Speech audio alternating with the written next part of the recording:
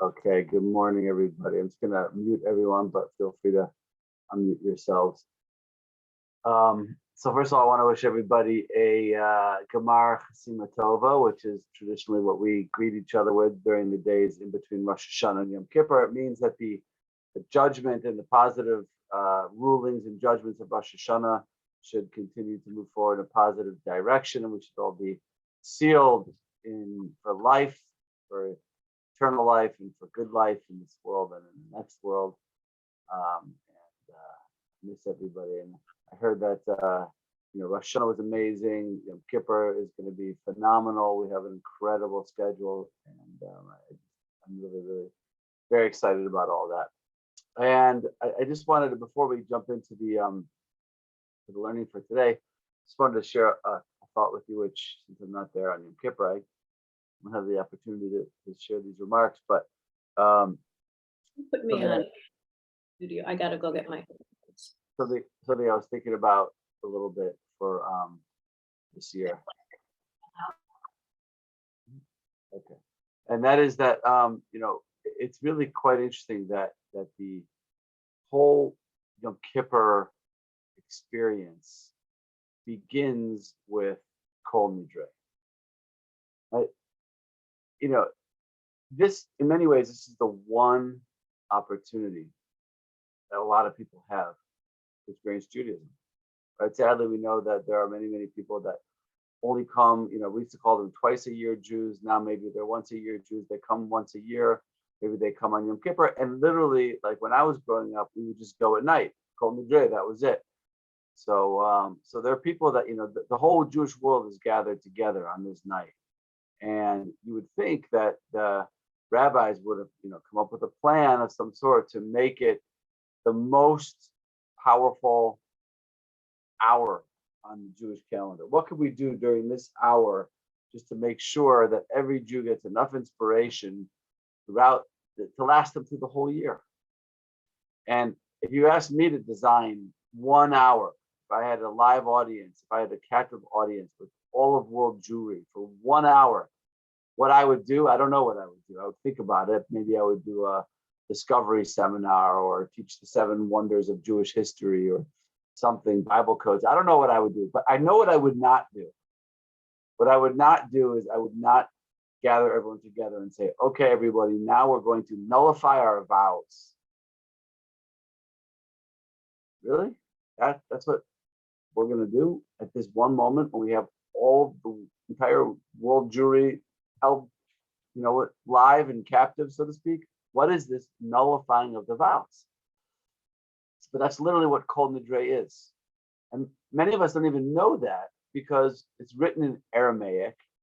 Even if you speak Hebrew, you probably don't understand what's going on in Kol Nidre because it's written in the language of the Talmud. It's written in Aramaic. But if you read it and you read the translation, the Kol Nidre is really just a proclamation, a declaration of the fact that we are nullifying our vows. Throughout the year, we take vows, willingly or knowingly or not knowingly. We take certain vows, and we come in front of the tribunal, the rabbinical courts, and we nullify all these vows, so that moving forward, we're clear of any obligations that we've encumbered ourselves with. So, seems like a very, very strange thing. So, what I was thinking about a little bit this year, and this idea came to me on Rosh Hashanah. That when we buy our devices, whatever you want to talk about, a telephone, a computer, or refrigerator, whatever it is, all of the devices that we buy and that we use, they come with these certain default settings. These default settings that the manufacturer sets up, optimizes the device in such a way that you can take it out of the box and it's ready to go. And you're always given an option to personalize your settings. Click here. You use the default settings and it says recommended, in parentheses, click here. And, I certainly would never try to customize my own settings because I have no idea how any of these things work. So I just go with the default settings, as I'm sure most of us do. And that means, let's say you're talking about Microsoft. So it's your Outlook or your Word, it's going to use a certain font. It's going to use a certain size. It's going to indent the page in a certain way.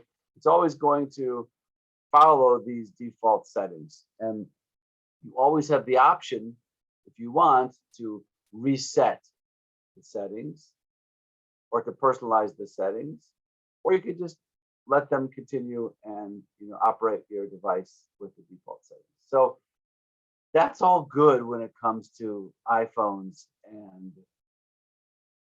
software and refrigerators. But when it comes to life, that's not okay. But the problem is that we also, as human beings, function with default settings. What are those default settings? Default settings mean that every time my wife or every time my husband does X, I'm going to respond automatically this way. Or every time my child,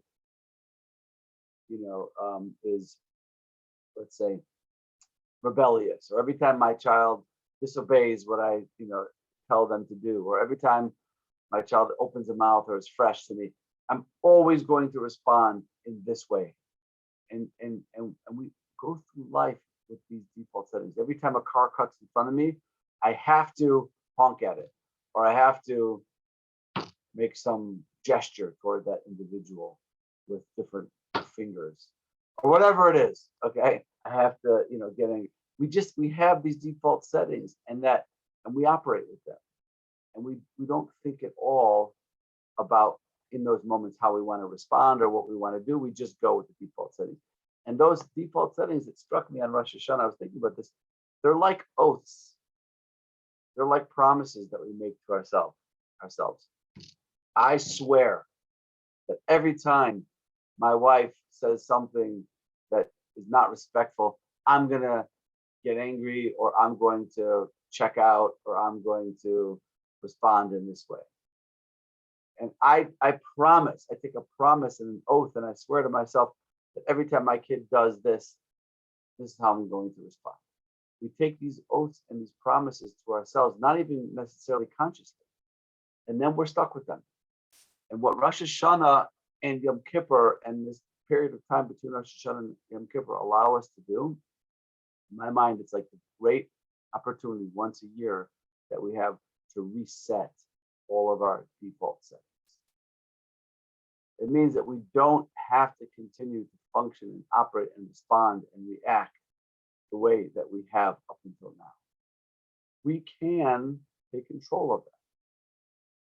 So what is Kol Nidre? Kol Nidre is we've got one day left, stepping into Yom Kippur, and I'm hereby declaring and nullifying all those oaths and all those promises and all those commitments that I made willingly or unwillingly to myself, that every time this happens, I'm going to respond this way. And every time she does this, this is how what I'm going to say in response. And every time he does this, this is how I'm going to act.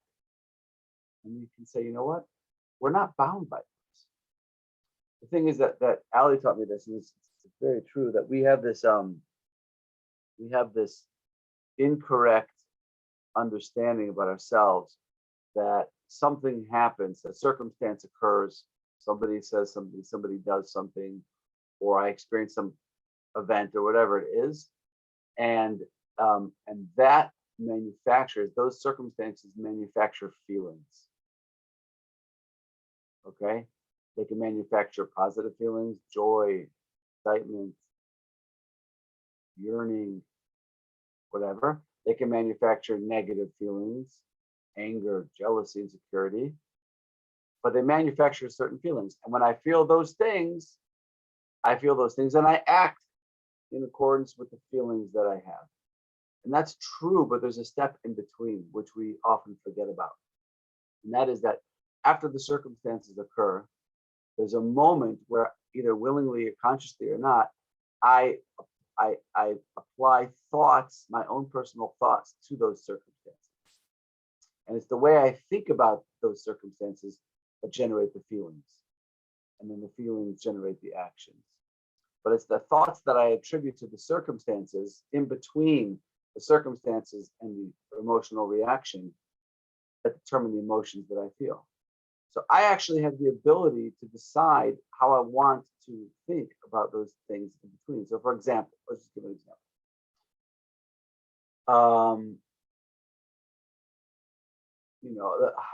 any example. Let's say there's a person in your life who makes you feel angry or insecure every time you're with them. Okay. So you're with that person, and the circumstances are that you're with that person. Okay. And then you attribute some thoughts to this person. This person is smarter than I am. This person is funnier than I am. This person, whatever. I attribute certain thoughts to this individual. And then I automatically have certain feelings as a result of the thoughts that I attributed to this person. But those thoughts aren't necessarily true. They're not necessarily reality. They're just the thoughts that I manufactured to understand and to make sense of the situation. And then they generate feelings and emotions, and then emotions trigger actions. But I have the ability to control the way, which thoughts I attribute to which situations. Somebody cuts you off, right? So the first immediate thought you have is, this person's a jerk. This person only cares about himself. This is typical, and for me in Israel, this is typical of this is the problem in Israel. People only think about themselves, and I make those, and then it makes me feel angry, or it makes me feel like, why did I move to this country where all people are so inconsiderate? Whatever feelings it creates inside of you, and then you would have whatever reactions that you have. But who says that's true? Who says that's really why this person cut me off? Maybe this person cut me off because they're in a huge hurry because they just got a message from their child that something happened at school and they need to be picked up immediately. Or maybe they're rushing because they just got a call that there's an emergency. Whatever. You don't know. You don't know why that person cut you off. So you have the ability to control. You don't have to respond the way you always respond. Those are oaths. Those are little promises and oaths and commitments that we make to myself. When this happens, I will respond this way. And Kol Nidre says, no, you can let all that go. My promises, they're not promises. My oaths, they're not oaths. My commitments, they're not commitments. I'm resetting my default settings.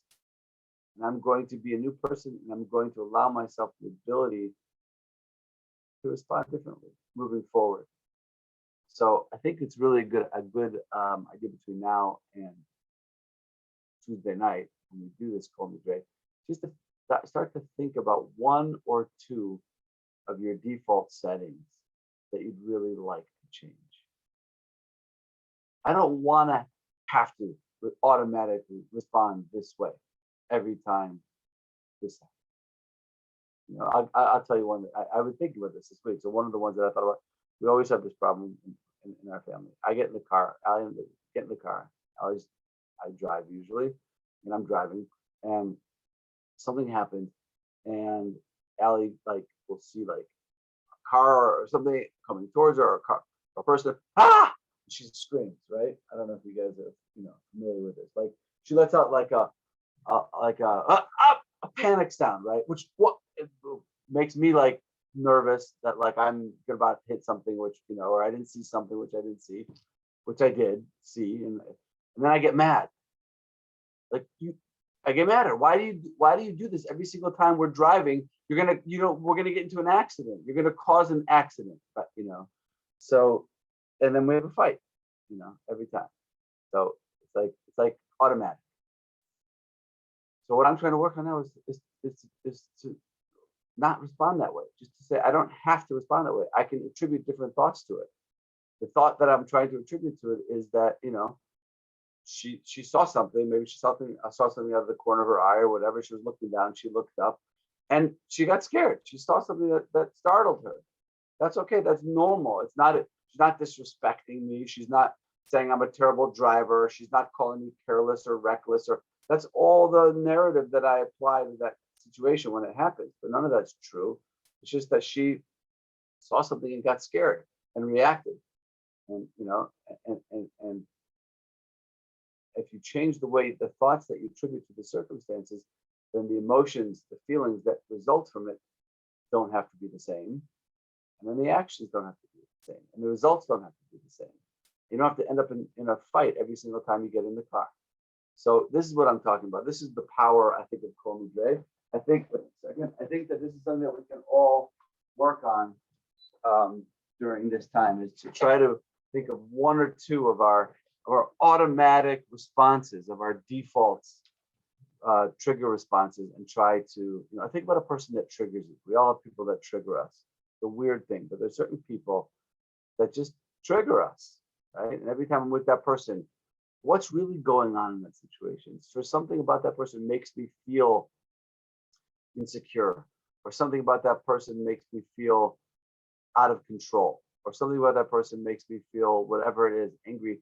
That's so you got to think about that. You got to think about that. And then you got to try to, it doesn't have to be an automatic response. I don't automatically have to feel these things every time I'm with this person. I can let myself go. I can let that go. I don't have to have that automatic default response. Okay, fine. That's what I wanted to, if anyone wants to share, any thoughts or examples or anything along those lines that they would like to share, it'd be amazing. If not, we can move on.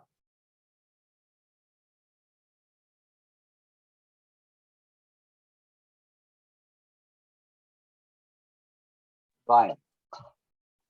Rabbi, Yes. a comment.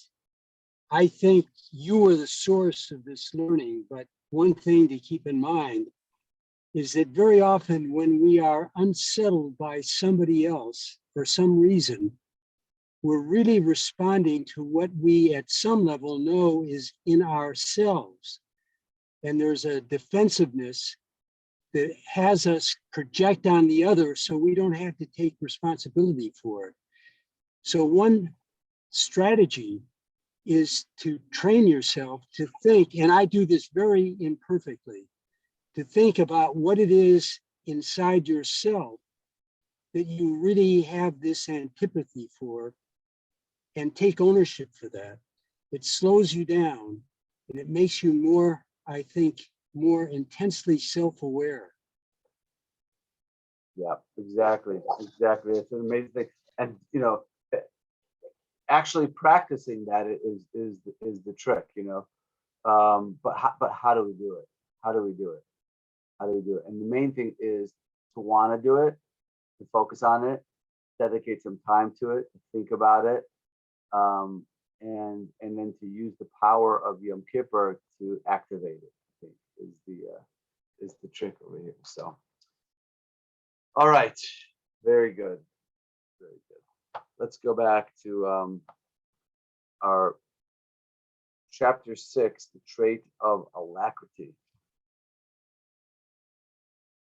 If you remember, we just started chapter 6. We started alacrity, or zehirus, and we explained that really what's going on over here. This is sort of the flip side of zerizus. Sorry, we just started zerizus, which is the flip side of zehirus. Zehirus is avoiding bad, avoiding negative, turning away from the negative components of our lives, turning away from negative behavior, negative actions, negative thoughts, negative character traits that Hashem really defines for us in the Torah and through our oral Torah as being the places that we want to run away from. Zehirus is running away from bad. Zerizus, that's what we're studying now, is running toward good. It's based on the verse in Psalms that we quoted from King David, where he says, "Sur me'ra ve'aseh tov," turn away from bad and then turn toward good. That's the chronological approach. You can't run towards good until you've first moved away from bad. I mean, you can, but it's not going to accomplish anything. So step 1 is zehirus. It's living a focused life. It's living an examined life where we identify for ourselves the things that we want to avoid and we want to stay away from, because they're going to pull us away from our potential. They're going to pull us away from being the people that we can be, and they're going to pull us away from the connection with our Creator that we yearn for. Then we focus on zerizus. Now I want to think about, how do I take charge and run toward those things which I identify as being the things that are going to bring me closer to Hashem in my life, and that are going to help me to become the person that I am. So that's what we're talking about. And now, in the very typical form that the Ramchal takes throughout this whole book, after he's sort of identified in general terms the attribute, he will now turn to sources and back it up through sources, both sources in Tanakh and sources from the Mishnah and the Talmud, the Medrash, and other places. And then he goes and breaks down the components of the details. Okay, so he's talking a little bit about some of the sources over here on 116. And he says, this is what the Tana, Yehuda ben Tema, meant when he said, this is quoting from Pirkei Avot, have a az kanomer, a person should be as bold as a leopard, the kal kanesher, and swift or light as an eagle, virat katzvi, and swift as a deer, the gibor ke'ari, and strong and mighty like a lion, la'asos v'tzon avicha shebashamayim, to do the will of your creator in heaven. Okay, which means basically that the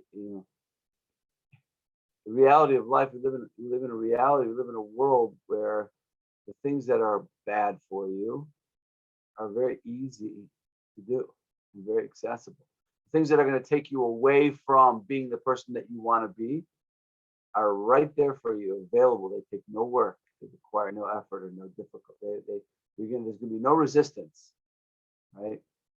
You don't have to work hard to not exercise. You don't have to work hard to sit down and take out a can of Pringles and open it up and eat the whole entire thing. You don't have to work hard to speak Lashon Hara. I got to push myself really hard in order to get this Lashon Hara out. No, it just flows. Right? The things that are not good for us physically, the things that are not good for us spiritually, they take no courageous, heroic effort on our part. They're easy, they're available, they're right there for you. And what takes strength is to run away from them, to avoid them, to not participate. But the things that are good for us, the things that are going to elevate us, the things that are going to lift us to another place and to activate within us parts of our personality that are otherwise just dormant, those things that are going to create and establish real connection and spiritual growth, they're hard. They're hard. They require hard work. They require committed work, day in, day out, consistent, pushing yourself over and over again. And that's why to do these things, you have to be bold as a leopard. You have to be light as an eagle, swift as a deer, strong as a lion to do the will of your Father in heaven. Okay, and that is what Zehirus is all about. Zehirus is not being afraid of the work, not being afraid of the pain, but being committed and willing to work hard in your life and show up in your life as the best you can possibly be, willing to do the hard work, to actualize yourself, willing to overcome the challenges and the difficulties that are involved in developing spiritual connection to Hashem. And so too did the sages of blessed memory count in their list of matters that require constant reinforcement, Torah study, and the practice of good deeds. Without reinforcement, one is bound to grow lax in these areas. Right? Even when you get clarity and you know what you want to do and you make a commitment and you start doing it, it takes, I don't know, less, maybe there's a, in the realm of, physical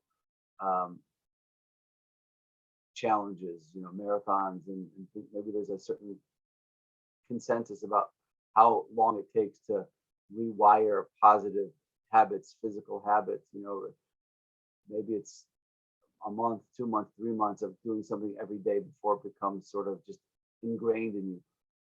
But when it comes to spirituality, it never gets easy. It doesn't get easy. It just you have to every single day you have to push yourself to learn Torah, push yourself to daven, push yourself to do chesed, push yourself to work on your midos and to work on your overcoming negative traits. All these things takes constant work and reinforcement. And this need for reinforcement in the performance of mitzvos is stated in an explicit verse. Okay, this is Joshua. Chazak ve'amatz me'od lishmor la'asos k'chol haTorah asher tzivcha Moshe Avdi. Joshua who takes over leadership from Moshe, says to the Jewish people when his inaugural speech, he says, strengthen and fortify yourselves exceedingly to observe and to do according to the entire Torah that Moshe, my servant, has commanded you. For great strength is required of one who wishes to reverse his natural tendency, also known as his default settings. Ties in exactly what we were talking about. Default settings are default. They're automatic. They're your automatic go-to, right? My automatic go-to is to not open a chumash and sit and learn and become familiar with the parsha and the commentaries on the parsha. My default setting is to not push myself to get up and put on my tefillin and thank Hashem for another beautiful day. My default position is to, not whatever. I don't know. All these things, these natural tendencies that we have. Laziness is a very, very serious tendency in all of us. It's ever present, and it's something that we always have to be working diligently to overcome. Why is it that I'm sure some of you have experienced this? You're feeling good one day, everything's fine, you're not tired, you're focused, whatever. You sit down, you open up a book, you open up a chumash, and all of a sudden, whoa, you're exhausted. I need a nap. I can't focus. I'm exhausted. Why does that happen? It's a heart. Always fighting against any moment that you make a decision, do something good. So you have to be bold as a leopard, mighty as a lion. Okay, we continue on the top of 117. See that Shlomo HaMelech was especially repetitive in his warning about this in the book of Mishle, Proverbs, demonstrating the evil of laziness and the great damage that results from it. Thus he stated, a bit of sleep, a bit of slumber, a bit of the folding of the hands to recline, and your poverty will come like a traveler, and your lack like an armed man. Even though the lazy person does not actively do evil, he nevertheless brings the evil upon himself through his passivity.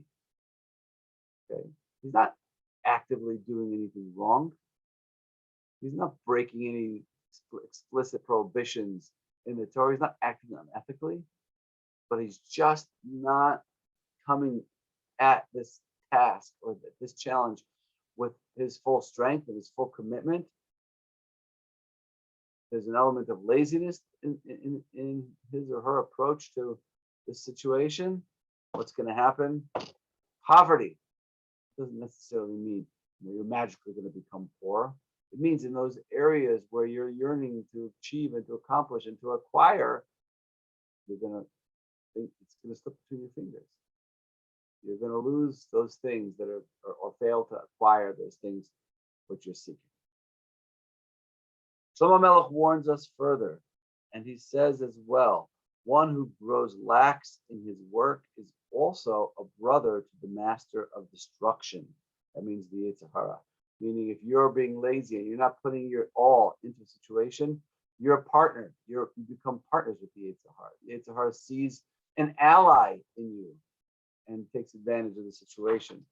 For although the lazy person is not the destroyer who does the evil actively, do not think that he is far from being like him, Rather, he is his brother, his comrade. Okay. And let's just see this third one, and then we'll stop and see if anyone has any comments. And he says further, this is also Shlomo HaMelech, King Solomon, in Mishle, Proverbs. What does he say? In order to explain the harm caused by the lazy person, he uses an illustration, a description of something that happens and unfolds before our eyes every day. He says, I passed by the field of a lazy man, and by the vineyard of a man lacking an understanding heart. And behold, it was overgrown with thorns, nettles, and covered, and with thorns. Nettles had covered its surface, and the stone fence was broken down. When I saw this, I set my heart to understand. I saw and accepted discipline, a bit of sleep, a bit of slumber, a bit of folding of the hands, and your poverty will come like a traveler, and your lack like an armed man. Okay. Now, obviously, this is a metaphor. What he's talking about over here is, our own lives.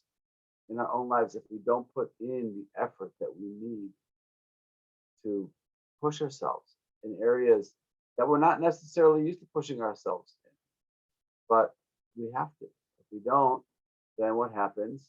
It's true in relationships.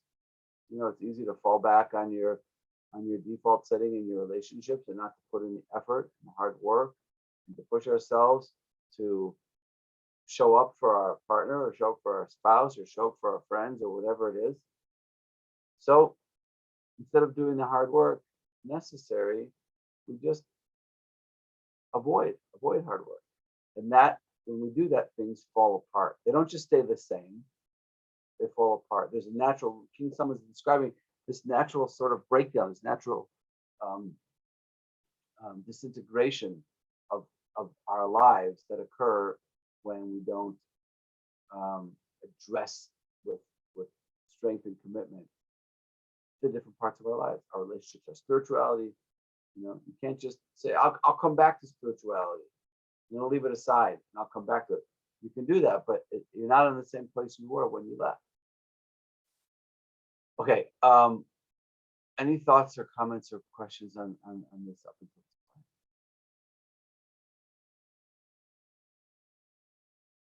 Think about it for 1 minute. I just need to go tell my boys.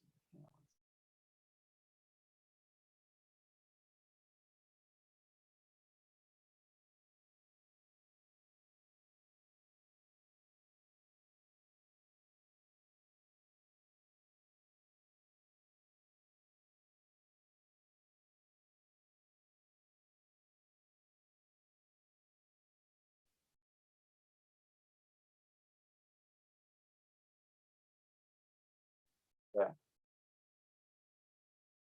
All right, I'm back. Susie, you have to unmute yourself.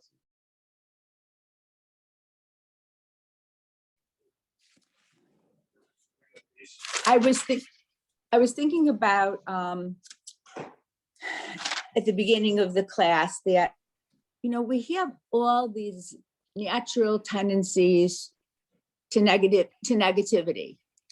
And why did Hashem create us with all these negative tendencies instead of the positive tendencies?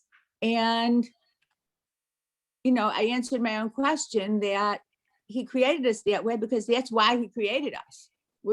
He wants us to grow. And so this is his. What would life have been like? What would life have been like had he given us all the best qualities and none of the difficult ones, none of the bad ones, none of the challenging ones? Well, isn't that what Gan Eden is going to be? Right. There would have been no point. Our lives would have been meaningless. Right, So exactly. So right? I just think that that's, if we get frustrated, why do I have this tendency and why, it's so hard to overcome? We have to maybe think about the fact that this was and if there's one particularly hard for you, that's the challenge Hashem wants you to work on now. Right. And if it was easier, then you probably already have it. And the other Yep. thing is, I think that some of these tendencies, some people, obviously people are born with certain tendencies. But some people, you know, we believe in Gilgul, and some people may have acquired one of these characteristics in a previous life, because you say to yourself, why is this so easy for me and that's so hard for me? And maybe it's this particular thing that's so easy for you, you've already accomplished. You just don't know it. Yeah. So, but that's there's right. always something hard for you. It's hard for you. That's what we each need to be working on. Right, right. So it can have to do with previous Gilgulim. It can have to do with what your tikkun is, what your particular neshama is sent down here to achieve or to accomplish. And the Hasidic masters say the way to try to begin to figure that out is by looking at what's challenging for you. It might come easily for other people, and it's particularly difficult or challenging for you. That right there is your tikkun. That's where you need to be focusing. Yeah, very good. Thank you, Susie. Okay, let's go deep a bit further. I have to stop at like 5 minutes early today, so we have about 10 more minutes. A deeper message as well as to be found in the last passage. Okay, now, aside from the verse's simple meaning, which is true as understood literally, namely that it is descriptive of what happens to the actual field of a lazy person, meaning that is true. If a person is lazy, his field will become overgrown, the fence will be broken, thorns will be growing in the field, and the surface will be covered with nettles. That's all very true. But the sages of blessed memory offered a fine homiletic interpretation of the verse. Okay, the same verse that we just read with the overgrown field, which the field symbolizes a lazy person's Torah knowledge. Okay, and this is, he's going to quote now that from the rabbis in the Medrash Shalkut Shimoni, which says, "And behold, it was overgrown with thorns." That's the verse from King Solomon referring to the field. This means, meaning on a deeper level, the metaphor is that he seeks the explanation of a scriptural passage and does not find it because he did not invest the necessary toil. Okay, step one, right? You come across a concept in Torah that's difficult. Torah is not easy. It's Chachmas Elokim. It's Hashem's divine wisdom. No one said it's going to be easy and make sense. You come across something that's difficult or challenging. So what do? That's a little hard. It's over my head. It's over my head. That's for the real big guys, the scholars, the Kabbalists. This is beyond. This is not for me. So what do? We instead of putting in the necessary toil to come up and investment to find an explanation for that particular part of the Torah, so nettles had covered over its surface and its stone fence was broken down. This means that because he did not toil in his studies, he ultimately will come to sit in judgment on a question of law and rule contaminated on something that's pure or pure on something that's contaminated, and he will breach the fence of Torah scholars. What is his punishment? He who breaches the fence will be bitten by a snake, which is another metaphor. Let me explain what this means. That basically, because he's just giving one example in the case of a Torah scholar, but you can apply this to anywhere in your life. When you are not willing to put in the requisite hard work to understand something, and you allow yourself to be satisfied with a surface understanding of the matter when it comes to Torah or spirituality or whatever, so then you don't just end up with a surface understanding, you end up with an incorrect understanding. The way you look at it will be wrong. It's not the idea that the Torah is trying to express over here. And you end up kind of creating your own reality of Torah, of understanding the Torah, to the point, and then what potentially even worse, that you're going to go out and teach that or share those concepts as Torah concepts, which in fact may actually be completely incorrect. Okay, So that is the danger when it comes to, like, say, Torah study, for example, of being lazy. And trust me, it's a challenge. It's hard. It's very hard. You open up, you open up the Talmud, some Gemara, and Talmud is very difficult. And it requires real thought. We're not used to that. We're not used to thinking hard and for long periods of time, especially now where we live in a reality where our thought ability to think deeply is so limited due to all the devices and all the technology that we have in our world. We can't think clearly and for extended periods of time. And that's what learning Torah requires. It's a real challenge. Hang on one second.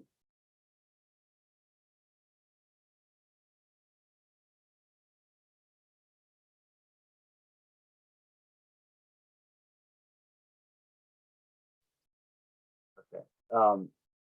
Fine.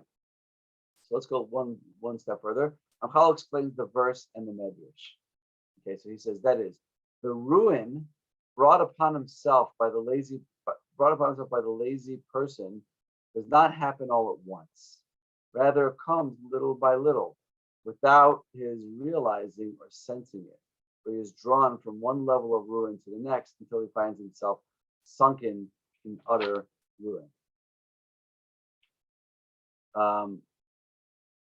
Here he says, consider in the beginning, the lazy scholar simply slackens the exertion in study that would have been appropriate for him.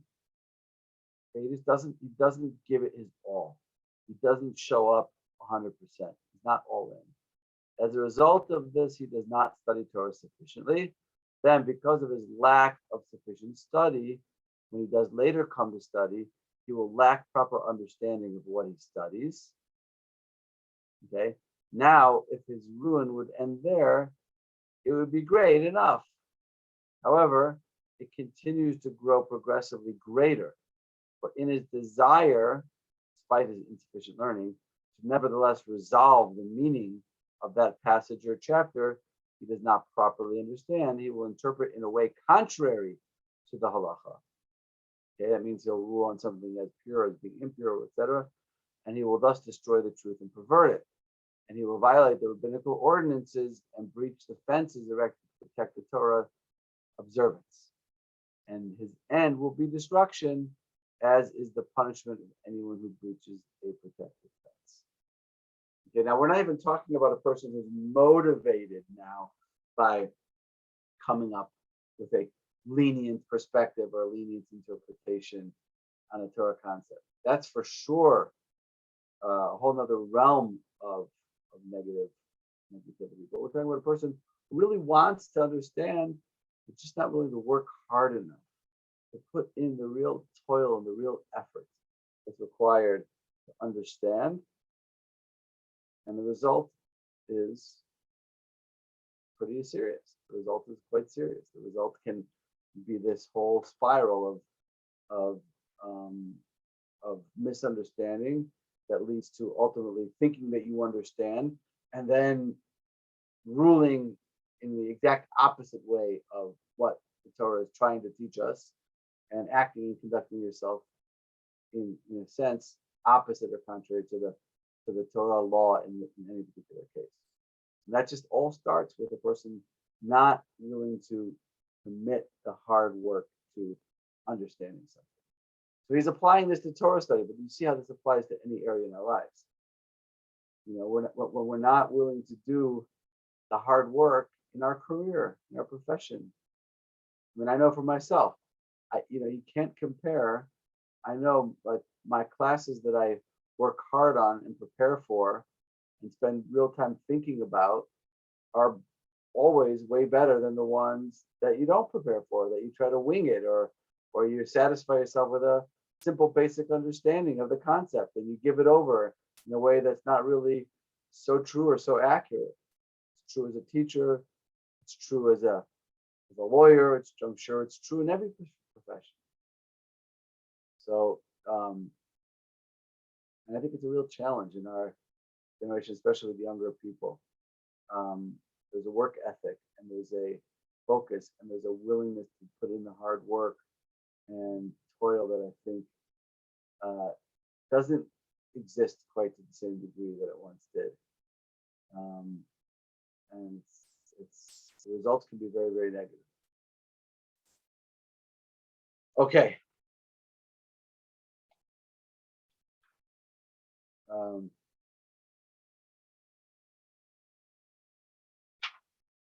right, maybe we'll hold off. Does anyone have anything they want to throw into this conversation at this point?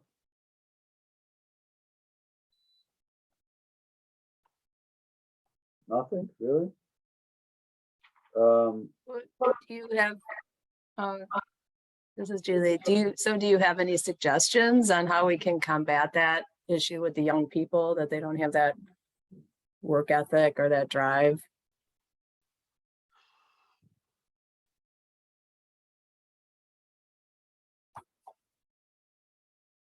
Take away all of their electronic devices. Not going to happen.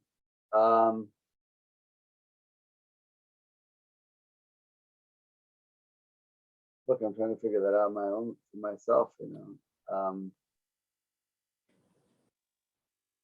I mean, I guess the main thing is just doing it yourself and letting them see. You know, we don't have a lot of control over our kids after a certain point. You know, but when your kids look up to you and they see you like putting in that extra effort and working hard and being willing to make the sacrifices and, you know, for the things that you're trying to understand and the things that you're trying to achieve and accomplish, then you hope that maybe somehow they can see that in you and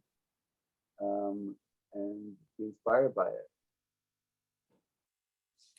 I don't know. David, Yeah. David, I think the young people in their, say, 30s and 40s affiliated with L'Chaim Center may err on the side of too much intensity with their work ethic as opposed to not enough.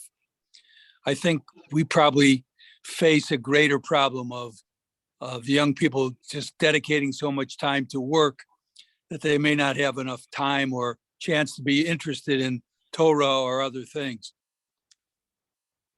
I think that's definitely true. I mean, it's not like people are sitting around, you know, young people that are sitting around doing nothing and accomplishing nothing.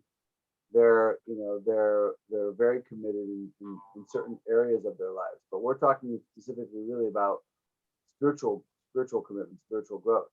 And how do we encourage people to, you know, to put in the extra work and toil that's necessary to really achieve and accomplish big things in these areas.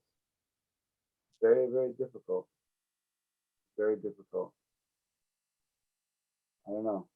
I mean, you just have to like. I mean, I know. I learn with Yosef. We try to learn, you know, Talmud a little bit every day.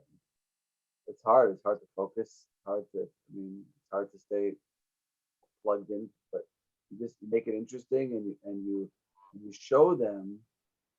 You could show them that there's a deeper joy in understanding something fully than only understanding something on the surface.